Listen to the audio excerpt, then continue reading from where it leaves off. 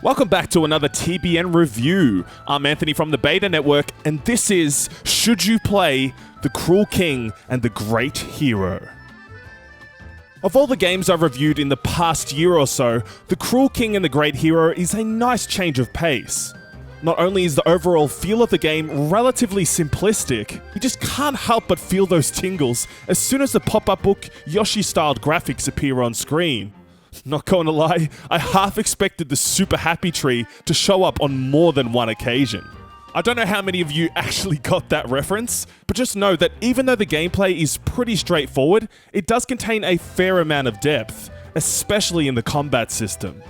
The Cruel King and the Great Hero is a classic turn-based JRPG in every sense of the word, random battles included. Although the main hook of this game comes in the form of managing your skill point energy and how enemies are positioned on the battle grid. Now you're probably thinking, isn't that like every other JRPG ever? Well, yes. And it's not like these are new concepts either. But the amount of fun I was having trying to plan out my attacks several steps ahead was surprisingly addictive. Since there's a limit of 2 party members per fight, and the fact that skill energy is only restored after a turn is complete, it's very easy to be overrun without proper planning. Choosing to guard also grants the player an extra skill point. However, the skills at your disposal are always capable of handling any enemy lineup.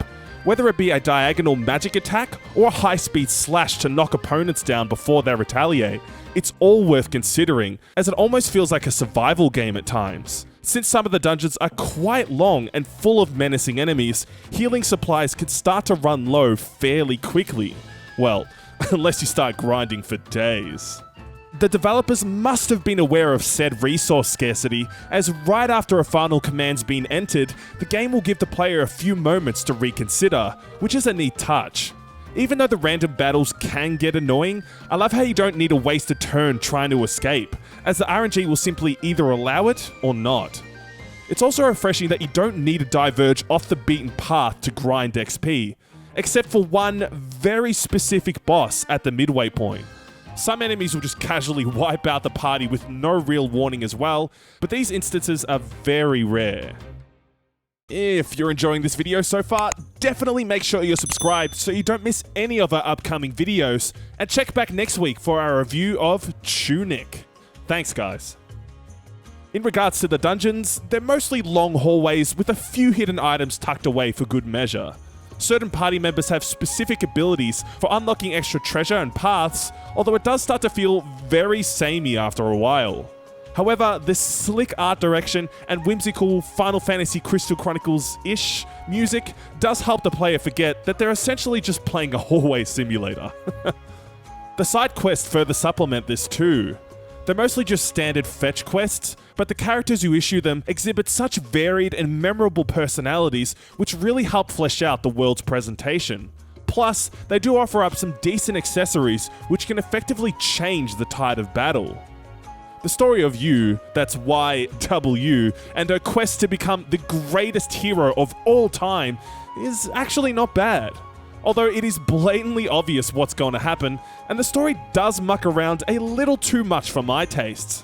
Each party member has their own arc, but they quickly fall to the wayside once complete.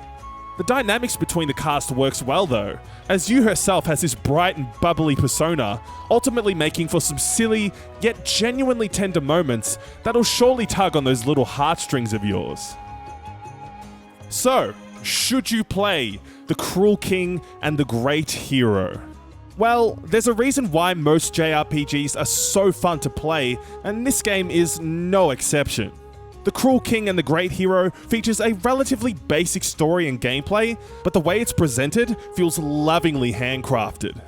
Almost every combat encounter becomes an engaging test of wits that pushes the player to stay on their toes, while a bouncy, woodwind-themed soundtrack and highly dynamic art design invigorate these intense battles. There are some frustrating moments of gameplay here and there, and the story and characters can feel somewhat lacking, but all things considered, The Cruel King and the Great Hero is worth picking up for any type of JRPG fan, new or old. Guys, make sure you're subscribed if you haven't already, as we release videos like this each and every week. And be sure to check out thebetanetwork.net for my full written review on The Cruel King and the Great Hero.